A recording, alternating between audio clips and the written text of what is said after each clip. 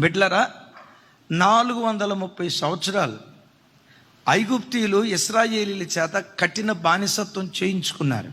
430 సంవత్సరాల్లో జీతం ఇలా జీతం అడిగితే నీకు దిక్కున్న చోట చెప్పుకోమన్నారు. అయ్యా మా కూలి ఇవ్వండి, మా జీతం ఇవ్వండి అని అడిగితే మేము ఇయ్యం, ఇంతే, ఇది మా దేశం, ఈ దేశంలో మేమే రాజులు, మేమే ప్రధానులు, మేమే మంత్రులు, మేము ఆడిందే ఆట, పాడిందే పాట, మేము పైసా ఇవ్వని చెప్పి 430 సంవత్సరాలు కఠిన బానిసత్వం చేయించుకున్నారు. 430 సంవత్సరాలు ఇశ్రాయేలీలు ఏమనుకున్నారంటే, దేవా మేము జీవం కలిగిన దేవుడిని ఆరాధించేవాళ్ళు, మా కసాధ్యతాన్ని దోసుకుంటా ఉంటే నువ్వు ఒక్క మాట మాట్లాడలేదే, మాకు న్యాయం తీర్చలేదే, మాకెందుకు న్యాయం తీర్చమని ఏడ్చుంటారు.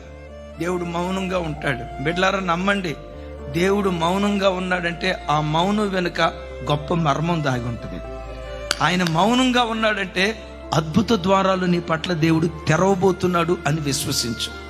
ఇప్పుడు ఏమంటాడు తెలుసా? ఇశ్రాయేలీయులారా మీరేం చేస్తారంటే, ఐగుప్తీయుల ఇంటికెళ్ళి మేము మా దేశానికి వెళ్తున్నాం అమ్మా, మీ చెవులకున్న పోగులు ఇయ్యరా అని అడగండి.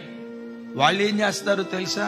అబ్బాయి మా చెవులకున్న పోగులే కాదు నాయన, మెడలో ఉన్న బంగారు గొలుసు కూడా ఇస్తాం. ఐగుప్తు దేశంలో ఉన్న వెండి బంగారం అంతా తొలిచి ఇశ్రాయేలీ చేతుల్లో పెడితే ఆ ఇశ్రాయేలీలు ఆ బంగారాన్ని వెండిని తీసుకొని పాటలు పాడుకుంటూ ఐగుప్తు దేశాన్ని విడిచిపెట్టి కనాను దేశానికి వాళ్ళు ప్రయాణమే వెళ్ళారు. కనాను దేశానికి వెళ్ళేటప్పుడు ఎలా వెళ్ళారు తెలుసా? బైబిల్లో రాయబడిన మాట, మిక్కిలి ఆస్తితో బయలుదేరి వెళ్ళారు. ఒక ఆయన అన్నాడు, దేవుడు అక్కడ మోసం చేశాడు కదండి, దేవుడు అన్యాయం చేశాడు కదా, వాళ్ళ దగ్గరికి వెళ్ళి ఏదో బంగారం అడిగితే వాళ్ళేదో ఒట్టి పున్నానికి ఇస్తే తీసుకొని వెళ్ళిపోయారు, అది దోచుకోవటం కాదా అని అన్నాడు. దోచుకోవటం కాదు, అదంతా ఇశ్రాయేలీల కష్టార్జితం. వాళ్ళ కష్టార్జితం వాళ్ళ ఒడిలో పడేటట్లుగా దేవుడు కార్యం చేశాడు. బిడ్డలారా ఒక్కసారి చూడండి, మీ జీవితంలో మీ కష్టార్జితాన్ని ఎవరైనా దోచుకున్నారా?